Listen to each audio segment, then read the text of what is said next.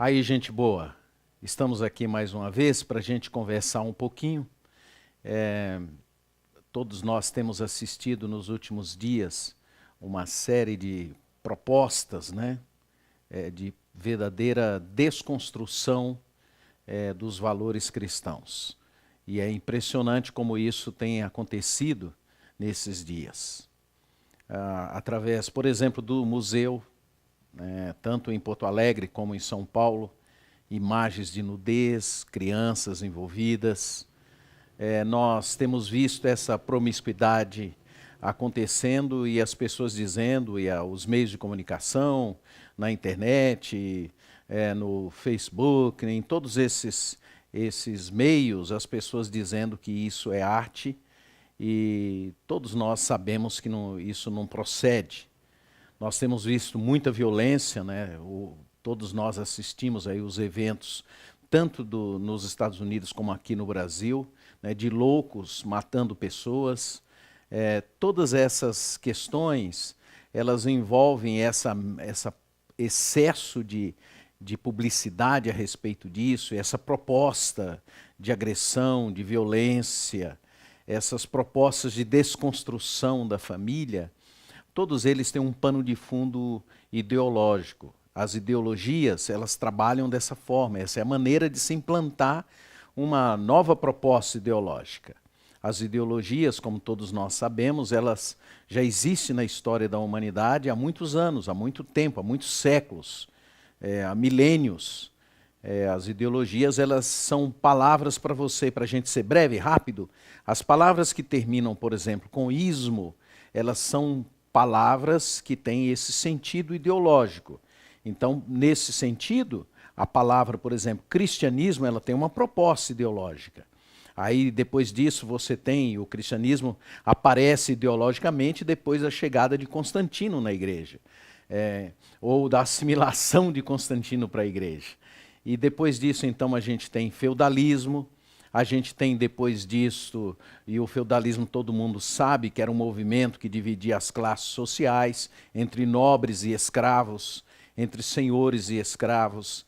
Depois desse período do feudalismo, a gente tem o surgimento da burguesia, e daí a gente desemboca no desenvolvimento do capitalismo, que é uma proposta de riqueza, das pessoas prosperarem, terem dinheiro, terem recursos, e através da riqueza e, portanto, das ideias relativas ao dinheiro e ao capital, as pessoas explorarem uns aos outros.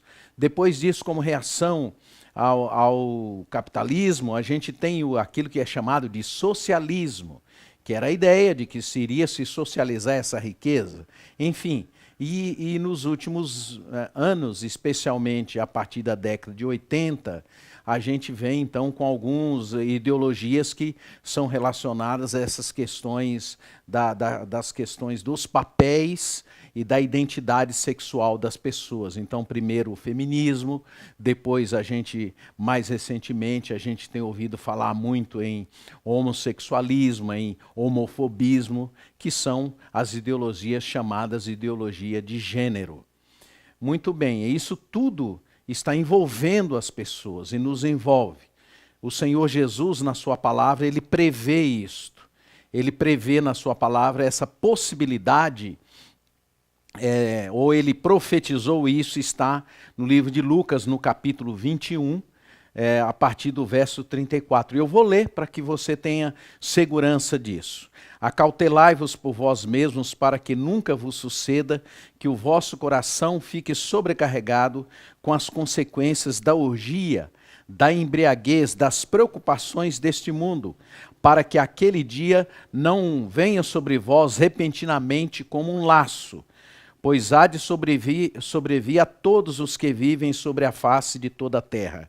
Vigiai, pois, a todo tempo, orando, para que possais escapar de todas essas coisas que têm de suceder e estar em pé na presença do Filho do Homem. Então, esse texto da palavra de Deus, ele é uma profecia de Jesus, ele está falando sobre o final dos tempos, ele está falando exatamente sobre esses acontecimentos que vai envolvendo todas as pessoas e ele não fala especificamente sobre a prática.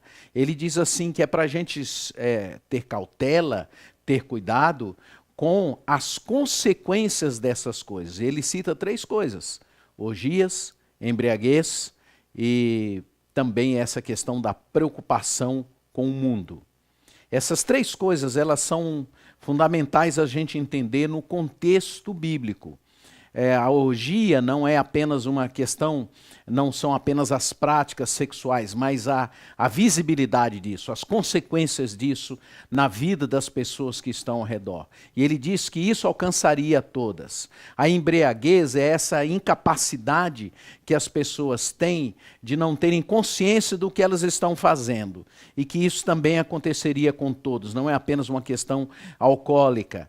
E, finalmente, essa preocupação com o mundo, que é exatamente isso que todos estão preocupados, inclusive uma grande parte dos cristãos, em ficarem cada vez mais ricos. E essas 3 coisas têm consequências na nossa vida. As consequências são muito graves. Primeiro, essas consequências atingem a nossa família, atingem os nossos amigos, atingem a comunidade, atingem os nossos valores. E é assim que os processos ideológicos se instalam.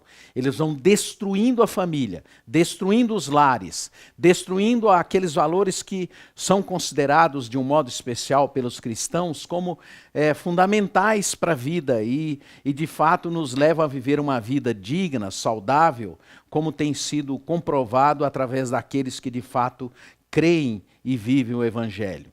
Então, nesse sentido, o que as pessoas estão fazendo hoje é exatamente contrário àquilo que a palavra de Deus diz. Nós estamos muito preocupados em não somente, deveríamos estar preocupados não somente em não praticar essas coisas, mas também estar atentos às consequências disso. E o que nós estamos fazendo é absolutamente uma forma inadequada de reagir às consequências disso, na minha compreensão.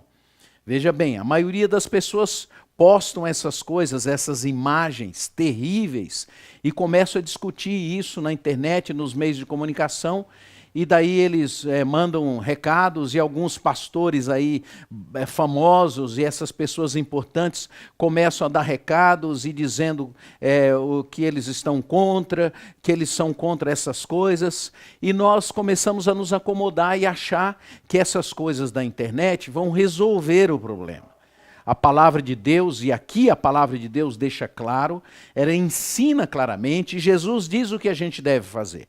Primeiro ele diz que você deve cuidar da sua própria vida. Primeiro ele diz, acautelai-vos, tome cuidado com as consequências disso. Não exponha a sua mente a essas coisas, exponha a sua mente às coisas de Deus. Pare agora de expor a sua mente e de divulgar essas coisas, elas não vão produzir nada na sua vida. Em segundo lugar, ele diz para a gente orar com os nossos, orar com aqueles que nós convivemos. E em terceiro lugar, ele diz para a gente ficar de pé diante do Senhor e buscar dele, então, uma solução, uma saída, uma resposta. O que eu estou tentando dizer para você é o seguinte: junte a sua família, aproxime-se dos seus, ensine aos seus filhos quem é Jesus, dê uma resposta para a sua família sobre o que é a sexualidade do ponto de vista de Deus. Ensine àqueles que convivem com você os princípios da palavra de Deus. E lembre-se que só há transformação quando a mente das pessoas é transformada, ou as pessoas são transformadas através do ensino da palavra de Deus. Alguém que não conhece Jesus jamais mudará a sua vida.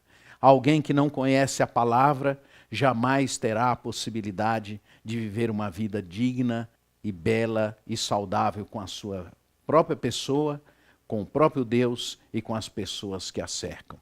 Que o Senhor te abençoe. Eu espero que você tenha entendido aquilo que eu estou tentando dizer. No nome de Jesus. Amém e amém. Um abraço e a gente se vê por aí.